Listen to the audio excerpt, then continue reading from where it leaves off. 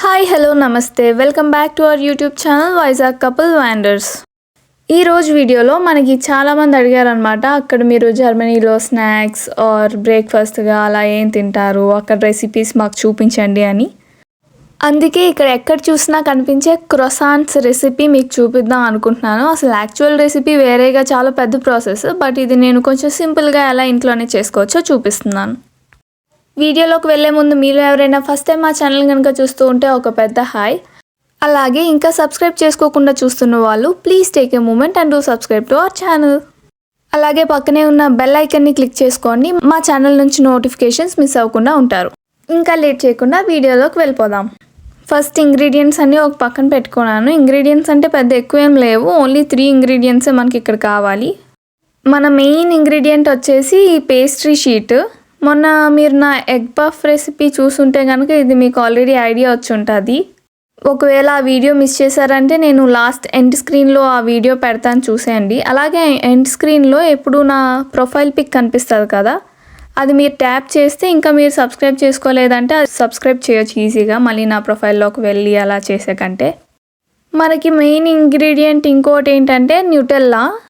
అది స్వీట్ క్రోసాంట్ లాగా అవుతుంది అనమాట. నార్మల్ బటర్ క్రోసాంట్ నార్మల్గా చేసేసుకోవచ్చు, బట్ నాకు కొంచెం స్వీట్గా చేయాలనిపించింది కాబట్టి ఇలా న్యూటెల్లా వేసుకున్నాను.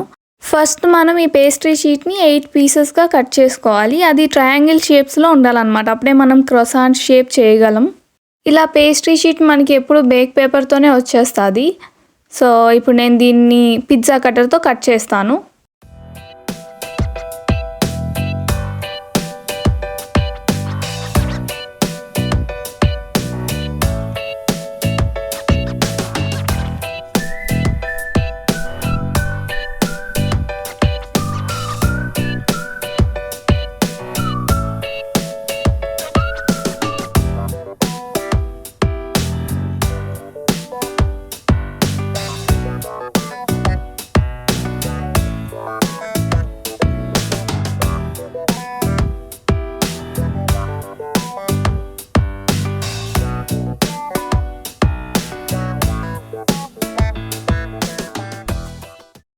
ఇలా మనం ట్రయాంగిల్స్గా కట్ చేసుకొని పెట్టుకోవాలి. అలా కట్ చేస్తే మనకి 8 క్రోసాంట్స్ అవుతాయి అన్నమాట.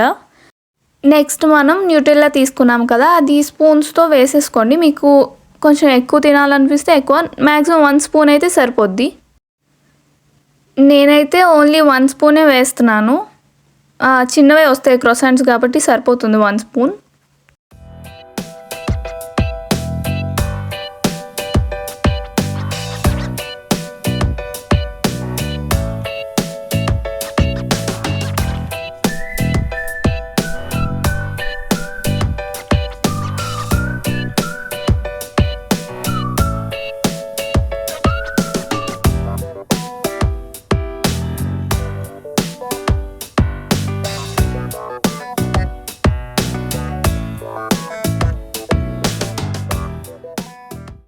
చూసారు కదా, అలాగా మనం న్యూటెల్లా వేసుకున్న తర్వాత ఇప్పుడు ఒక్కొక్కటి సెపరేట్ చేసుకొని ఇలా రోల్ చేయాలన్నమాట.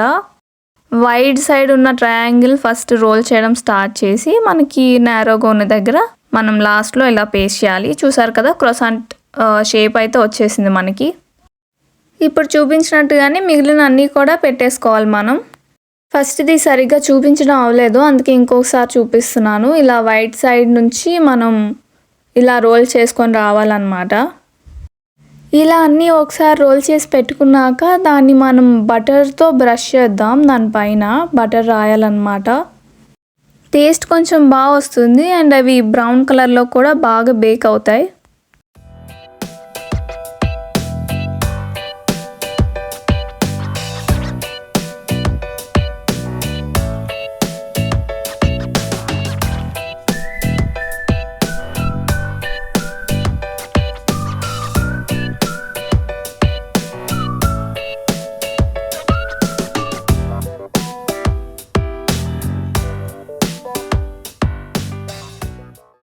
నేను ఓవెన్ ఆల్రెడీ ఒక 180 డిగ్రీస్లో ప్రీహీట్ చేసి పెట్టుకున్నాను అనమాట.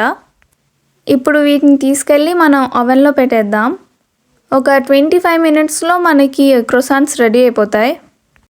180 డిగ్రీస్లో ప్రీ హీట్ చేశానని చెప్పాను కదా, సేమ్ 180 డిగ్రీస్లోనే నేను మళ్ళీ క్రొసాంట్స్ లోపల పెట్టేస్తున్నాను.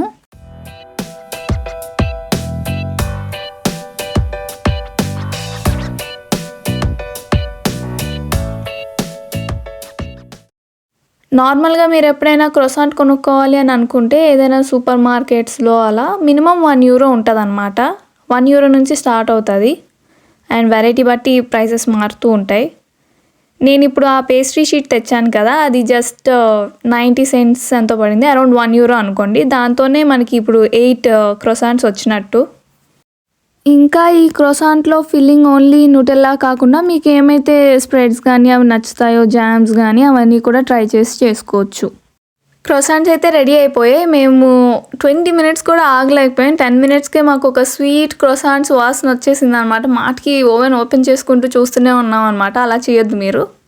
ఇదేనండి మా క్రొసాంట్స్ రెసిపీ. ఈజీగా ఉంది కదా, ఒక 30 మినిట్స్ మీరు టైం వదిలేస్తే అయిపోతుంది. చాలా ఈజీ చేయడం.